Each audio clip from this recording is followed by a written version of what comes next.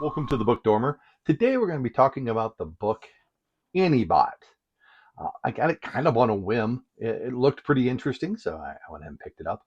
And wasn't sure what to expect. Like, is it going to be a comedy romp? Is it going to be a heartfelt look at the lives of robots in domestic servitude?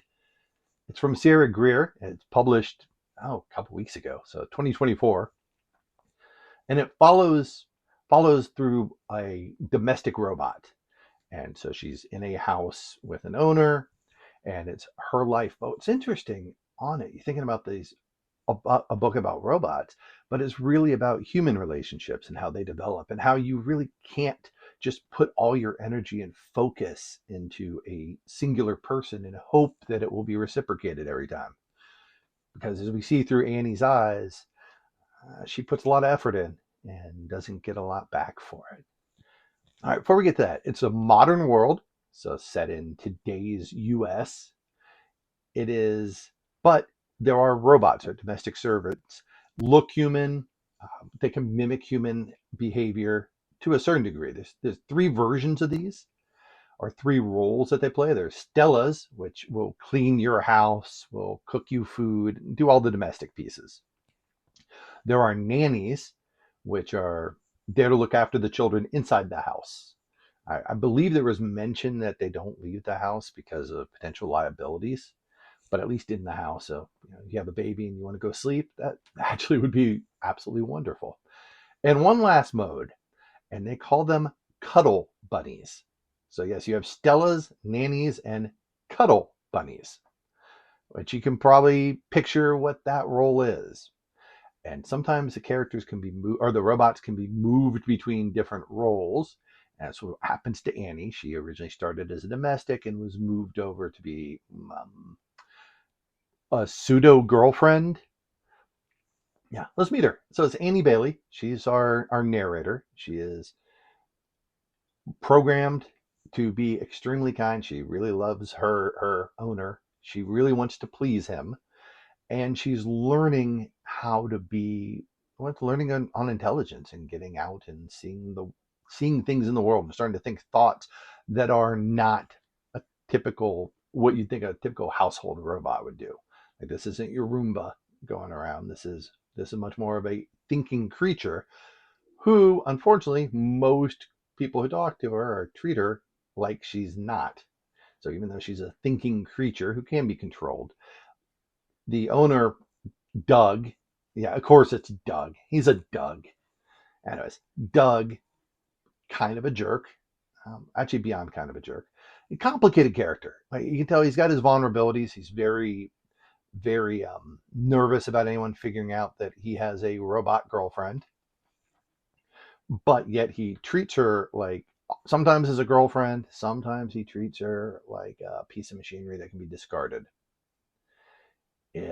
He's complicated, and he had a custom version of a robot made that looks like his former former fling. So his ex, he changed it up a little bit, but when his friend comes, he sees and just absolutely spots it immediately. He's like, "Oh, wait a minute, this looks just like your ex," and he's like, "Well, yeah."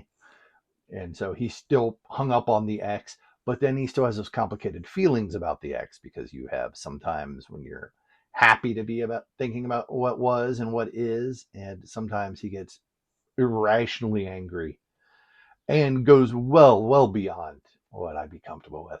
I mean, thank goodness this is written by a lady. As if this was written by a male author, I think we would be having a different conversation, or you'd see different conversations on. I mean, granted, it would probably explore slightly different themes. Like this one, a lot of themes about relationships. So Annie absolutely tries everything to please Doug, and sometimes he enjoys it. Sometimes when she gets a little talking back, like he wants her to be real, wants her to be more real. But then when she does, he doesn't like it, because as we basically figure out through the book, Doug is all about Doug. And it's all about him being in the central piece. And sometimes he just wants to feel powerful. And so he'll take things out. He'll do punishments like lock her in the closet. Sometimes he'll do things like lock her in the closet and take his other, he got a Stella to clean the house, because Apparently, if you're a cuddle bunny, you're not going to be so good at cleaning. I'm not sure why one of those would preclude the other, but it does in this world. And so he got himself a Stella to go around to clean.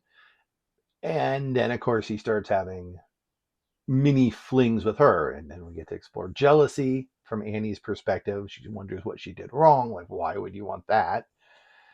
She definitely does not like having another robot in the house. She's not a big fan of that. Things are going okay for Annie until Doug's buddy Roland. If a guy named Roland shows up, bad things are going to happen. Roland shows up, and Roland is just an absolute trouble causer. Just likes to start crap and tricks Annie into having, when she was locked in the closet, tricks her into having a fast fling. Yeah, like a 5-minute fling, if you know what I mean. And that just basically ruins her existence because Doug starts getting little hints about something. So Annie, Roland told her, hey, this will make you want to be more human. Humans lie. Humans have secrets. So you can have the secret and you can lie about it. And she being a 3-year-old robot or a 2.5-year-old robot, really doesn't know a ton. Speaking of that, this is definitely going down that theme that you see sometimes in science fiction of the person who just gets created, like the woman who just was formed 10 minutes ago and suddenly is a hot desirable commodity and a romantic interest. It's always a little problematic, right? It's like there should be a time to grow into it. Well, Annie doesn't have this time to grow into it. In fact, their company who makes her is wanting to use Annie as a basis for that because she's now had a couple years in this role and has learned. So they're going to try to copy things off her, which of course then you get into the concepts of as self. Like, would you be cool with a copy of you running around, like your brain running around doing other things? Again, a little complicated. There's and then Roland throughout Roland's getting married. Roland would call back and talk to Doug and throw out little comments. Like he said he would keep this a secret. Obviously, Roland's not keeping it a secret. He's going to tell Doug at some point. And he is throwing out pieces, which then is compromising Annie and making her very, very, little bit worried about what's going to happen. Let's see, before we get to the middle part of the book and just through chapter 4, speaking of that, there's 231 pages. Right? I mean, it's a fast read. I think I read it in 3 days. There's only 7 chapters. So as a non-spoiler review, what we're going to do is we're going to get through chapter 4. So just a little past halfway. And that's as far as we're going to take it. So Doug has a big fight. Doug is now certainly suspecting that Roland and Annie did something. And he's super jealous, even though he treated her like she's a property. Like, hey, it's my truck. But he doesn't want anyone else to drive that truck. And he's definitely got some mass insecurities. So he doesn't take Annie. He was going to take her on a trip. She had planned everything. They had bought all the stuff. It was like this boyfriend girlfriend super trip to Vegas. Instead, no, she gets left at home, and she finds out that he has an appointment for her scheduled for Monday, and she's worried that he's going to fly out, see Roland, find out that what happened, and come back and have her erased. So she freaks out, tries to leave. The Stella bot says, "Hey, well, no, wait a minute. You're not leaving. I'm coming." I'm told to report you to Doug. Instead, the Stella bot goes with her, and they have like a little Thelma and Louise moment where they go drive or ride bikes, and they go after. There's a tech from the company, so they got to go in for checkups.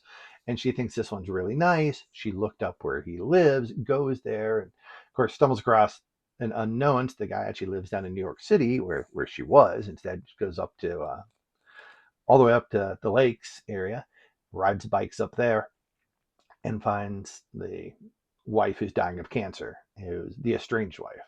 The tech has a girlfriend because apparently, if you're going to be in this book as a guy, you're going to be trash. Except for one, Cody, the adult child of this tech, who was nice enough to let her stay, called the dad. They get her plugged in. The dad, Cody thinks this is a human person and buys that the Stella is the one that needs help. And so they're going to get the Stella looked at by Jacobson. But then he comes down and notices Annie has plugged in. She has a cord running into her foot, which is kind of a giveaway that you might be a robot, especially to a kid whose dad designs and does a lot of these.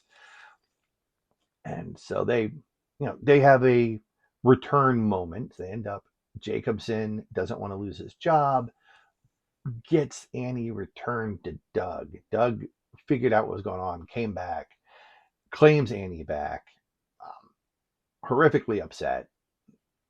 Yeah, this is such an offense to him. Like anytime Annie would bring up a free will, so he wanted her to have free will, to be spontaneous and to be able to talk and have interesting things.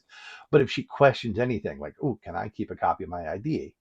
or "I can't keep a copy of my ID," he freaks out. Like that. How dare you question me? Is one of these type of characters. And it's uncomfortable. At times this is an uncomfortable read. Certainly, it's a little more uncomfortable when you remember she's a cuddle bunny, and those parts do exist in this book. Not graphically, but they do exist in the book. And it's more about how she's trying to please him. And the more she does try to please him, the more it seems he doesn't want that kind of pleasing. And again, I think she misread what he wanted pleased on. He didn't want the perfect girlfriend. He wanted to be the center of all attention and considered to be this great person, at least from the one robot that they have. Good book. It is. You ever read a book and you go, I liked it, but I'm not completely sure about it? That would be this kind of book. I tend to read a lot more sci-fi fantasy, and this is much more a relationship book, even though it's set in sci-fi and uses robots to explore the concepts. This Sierra Greer, as far as we can tell, it's her first book. This is from 2024, so this came out a couple weeks ago. And beautiful looking book. Not a special edition, but check that out. Nice little. I have a lot of books with pink on the edge like that, so I like that. I like them both with the cover and without. So who knows which one we're going to keep with. It actually looks good without the cover on. Definitely worth picking up. And if she writes any others, I think we'll certainly look into picking them up. All right. Thanks so much. Fast little video, and I'll talk to you next time.